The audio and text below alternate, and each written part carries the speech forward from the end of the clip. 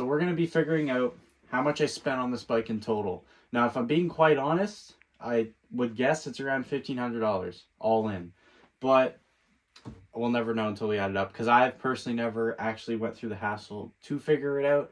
So that's what we're going to be doing in today's video. So hopefully I'm not too much in the way while explaining this, but we're going to do a brief overview of what I've done to the bike as a whole. So starting with the seat, this has been professionally recovered and it turned out awesome. The original one was in pretty good condition, but it had a few slices here on the fabric, and the original Suzuki logo is no longer there. The tank itself was completely rusted.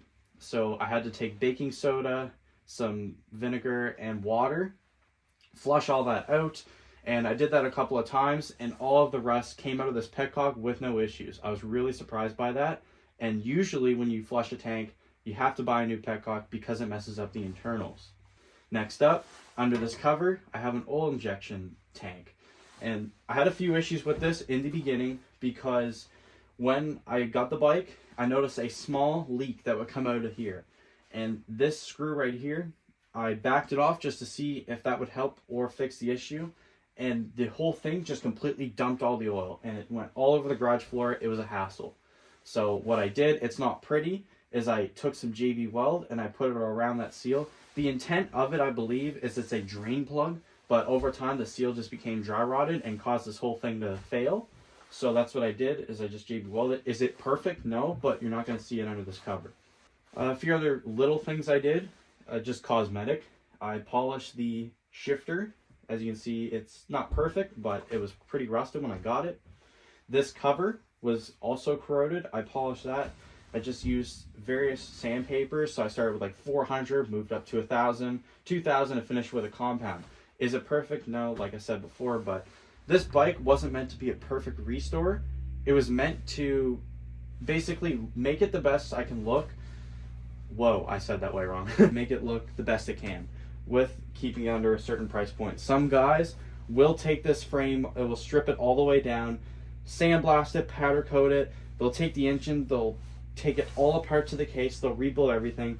But it's a vintage bike and I get the value of doing that. But it gets to a point where it's just like, okay, you just have like triple the value of the bike into it, and you're never gonna make any money on it if you decide to sell it. So the engine itself, I had a few problems with, and we'll get into that here in a sec. So right along here, it used to have, like, this is just dirt, but it used to have a severe oil leak here.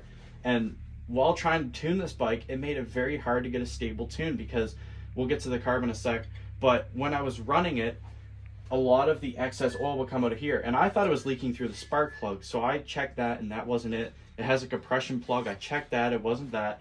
So it turns out the head gasket, from me troubleshooting so much and kicking it and kicking it and kicking it, it decided to fail. So I bought a gasket kit all the way from Thailand, which took 3 or 4 months to get here. So this bike was down for a long period of time. But there is a funny story to it. So when this bike was down, I noticed that the 4 head bolts I had backed off to make sure I could get it out, because I thought they were seized. And I just left that for months and months and months.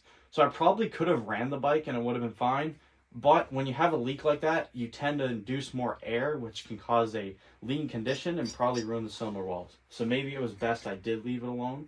A few other things. This fork brace, it looked a lot worse when I got the bike, and it was completely corroded. But with a little bit of Scotch-Brite pad and some polish, I made it look the best I can. And these go for like 250 bucks. So having that fork brace is pretty cool. It was a aftermarket option you could put on these bikes. The tires, they're Kenda KO3s or something like that. I may be wrong on the actual brand of it, or the part number. But these are great street and trail tires. Couldn't recommend them enough. It had the original style, huge knobbies that were good on the dirt, but on the road they were pretty roary and didn't handle all that great. I wasn't like confident in corners with it. So there's that. Something that really surprised me was how good of condition this chain was actually in. I had to do basically no work to it. And the bike, I believe, has like 2,800 miles on it because it is a US bike, so everything's in miles. And this chain and sprocket have like no wear on them. So all I've been doing is just keeping them greased up, and it's been working great. So as far as the oil injection goes, I've had a few issues. So not only has the tank leaked on me, but I've put basically it's Syntrax 2-stroke oil into it. It's been great. But one thing I did notice, I don't know if it's just the particular carb tune I have on this thing, but like I said, if I just ran it off the oil injection, it was still really lean.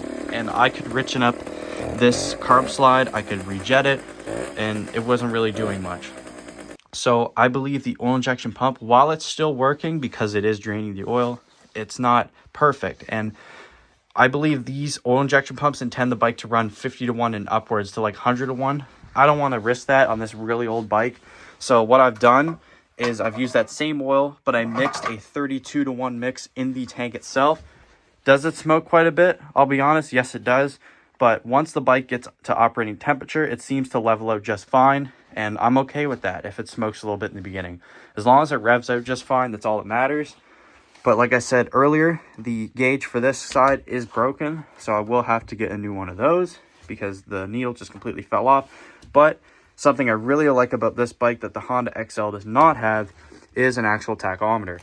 Something that this bike does have but doesn't work currently is it has a blinker switch. Now, obviously, there's no blinkers on the back. You have your horn here, the key isn't on, and you have your high and low for your front light. Now, something that I intend to do, I just ordered the bulb for it actually, was a LED conversion. So it has a 3-prong, 6-volt, blah, blah, blah, halogen light in there. But obviously it's burnout. It's like 50 years old.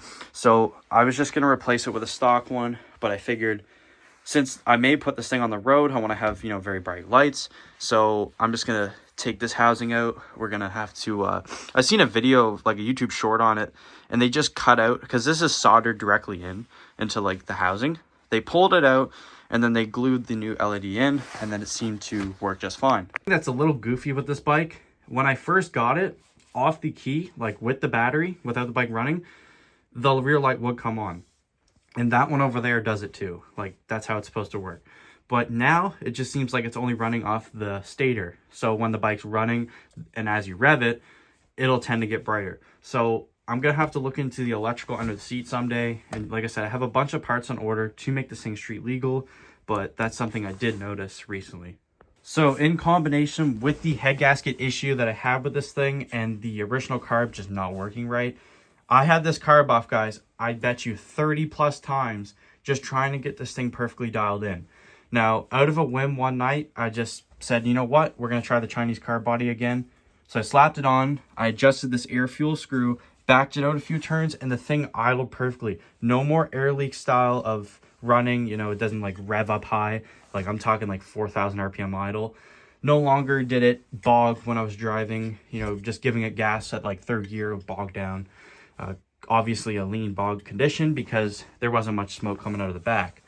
So guys, sometimes with these older bikes, I'm telling you, you're just going to have to mess with the carb a shit ton.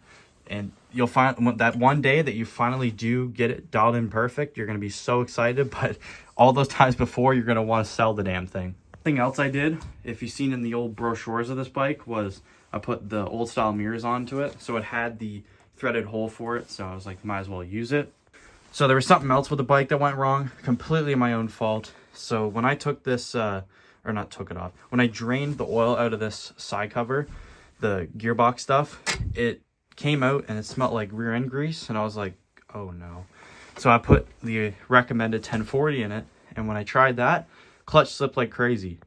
Turns out these old bikes really prefer the 80-90 weights gear oil. So I put this back into it, went for a couple of drives and just shifted through the gears. And my hopes weren't very high because it was still slightly slipping, but the slipping has seemed to gone now and has been working great. So that new fluid is doing its job. But if you guys have this bike at home, just keep in mind to run the gear oil in the case cover here.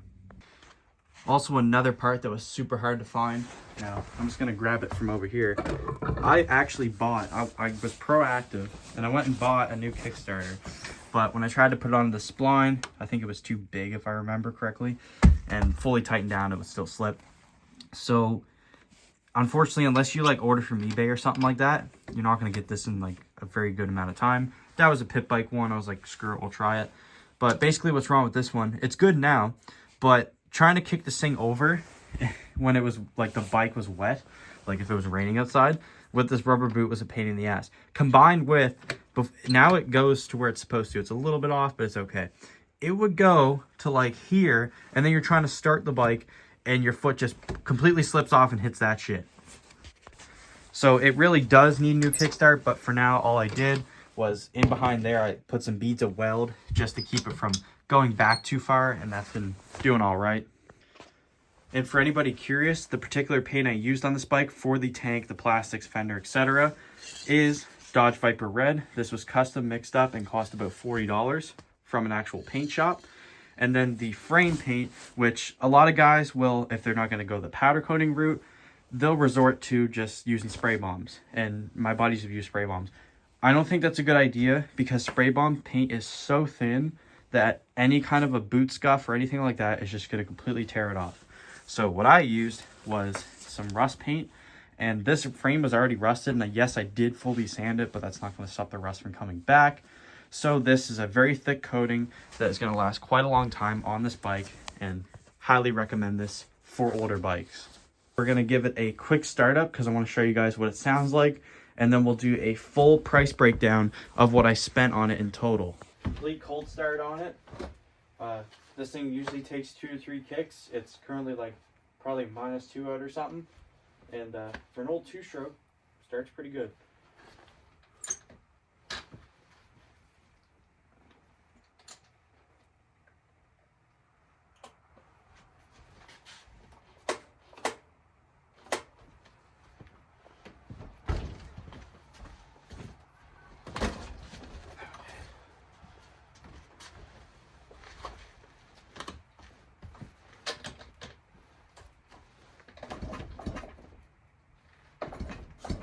I always like to give it a few slow kicks just to prime the cylinder.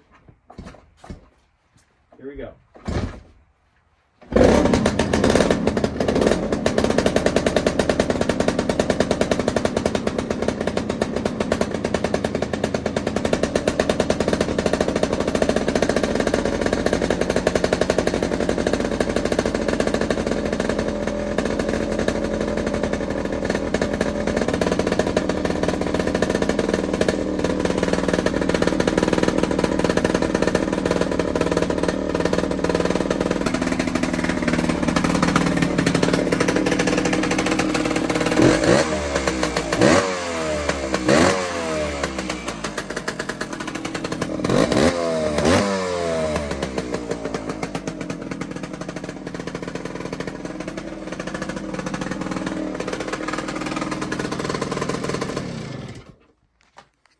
So this price breakdown isn't going to be an exact science. It's just going to be basically, I'm just going to be Googling what I remember that I bought for the bike and roughly what I paid for paint and stuff like that.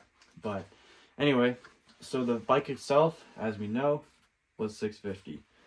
The custom made paint that I had was like $42. So write that. The, let's see, the vinyl for the stripe was free, believe it or not. This paint, the frame paint, I think was like around, we'll say $35. Like taxes in. The Chinese carburetor body was, let's see, let's do a quick search on that. So the carb was $37. The fuel filter there was just off another bike, but we'll say $5 because that's about how much they are. Actually, no, those were pretty expensive. That's probably like $11. Say that. Because I'm counting stuff what it's worth too, right? Like something I had that I put on is still worth that. So I'm just going to count it like that.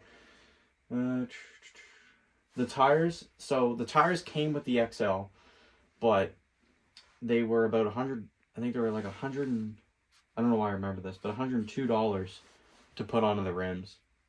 The seat recovering was $118. Let me look here. The JB weld for this cover, which kind of stupid, but we're gonna include it, was like $20. What else? Man, this is like tough when you actually like try to figure it out. The mirrors, let's figure out that. So the mirrors were $23. So I'll write that. Okay. Oh yeah, the gasket kit. So that was from eBay. So that included the case gaskets, that included the head gasket, that included the exhaust gasket. That when I tried to put it in, completely crumpled. Did not work how it was supposed to, and they made it too large. So we're gonna figure that one out. Okay, so the gasket kit was $27, but $25 shipping.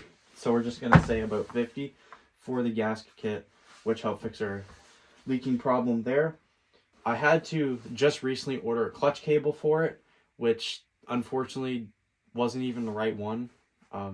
Like it was made for a TS, but when they had the cable, right, they had the right ends on each one, but then the adjuster, like one that you put on the case here, I'll just pull it up so you can see. Right there, this part here was on the wrong end, so I had to cut off one of the ends, solder it, and guess what? It snapped off. So now I gotta use lead or something that's stronger to hopefully fix that issue. But that was, I just ordered the other day, was like $27 also.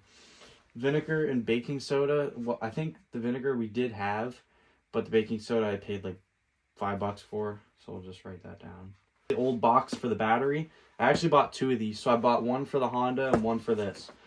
These little 6-volt batteries, here I'll just show you the old one so you can get a good idea how big it is. Spoiler alert, it's small as shit. But look at that. So this right here was like easily $100. But I'm just going to figure out the exact price real quick.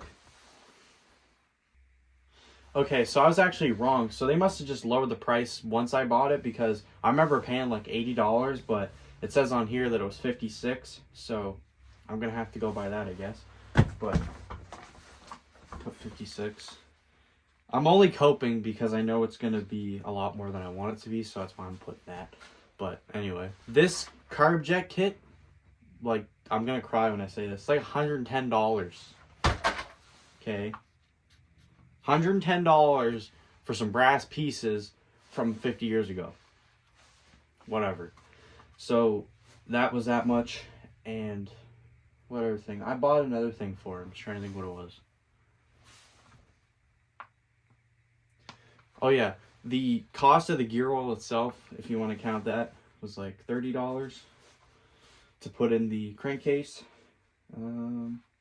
So I think that pretty much sums up the cost of the bike. I'm probably forgetting a few things, but some things that are on the way for it currently are a new horn, because the old one is completely screwed. It just doesn't do anything. I hooked it directly up to the battery and it just clicks, but nothing happens. So I need that. I need probably a new flasher, because that one needed a new flasher, and it's from the 80s, so I'm going to guess this one's bad too. So I just ordered a new flasher so that we have blinkers. I ordered front and rear blinkers off eBay. Those were like 40 some dollars. The flasher was 20. The horn was like 13, I think. We're not going to include that though, because I don't currently have it on the bike, so it wouldn't make sense for me to include it. But yeah, so there's that stuff. What was the other thing? The rear taillight is kind of, like I said, it's being finicky. So if I can't get it to work like off the key, I might have to buy one of those. There's like $40. And I need an aftermarket speedometer, because those gauges are like $200. Anything for this bike that is, you would think is cheap, is not. Unfortunately, the exhaust guard, something like that, it's like $230. Top end, an original OEM top end is like $900. So you pay, like, older bikes are cheaper in the beginning, and if they stay good, they're cheaper.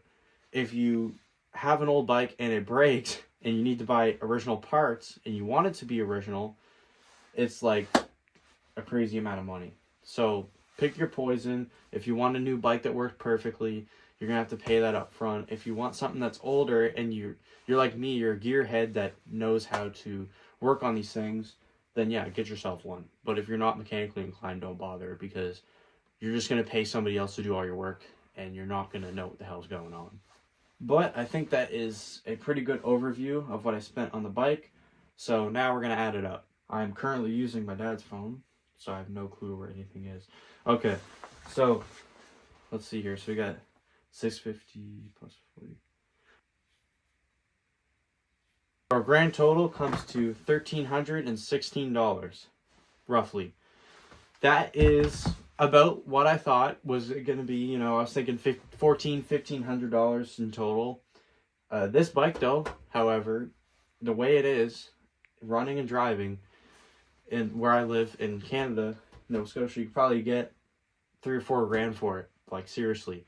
Because my XL I thought it was a pretty good deal, $2,500, and that's an 86 model.